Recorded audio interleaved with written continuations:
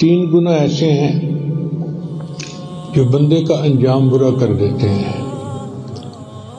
पहला गुनाह गैर महरम की मोहब्बत, जिस दिल में भी ये होगी उसका अंजाम बुरा होगा। दूसरा, जो बंदा हराम ग़िज़ा खाने का आदी हो, झूठ के कारोबार किया, रिश्वत ली, नाजायज़ काम किया, किसी के माल पे नाजायज़ कब्जा कर लिया, ये जो हराम ग़िज़ा है ये भी बुरी मौत का सबब बनती है। और तीसरे आम गुनाह जो होते हैं जैसे झूठ, ग़ीबत, ऐसे गुनाहों से भी अंजाम बुरा होता है। तो ये तीन गुनाह जो इंसान का अंजाम ख़राब करते हैं, इनसे ख़ुसूसी तौर पर तौबा करने की ज़रूरत है।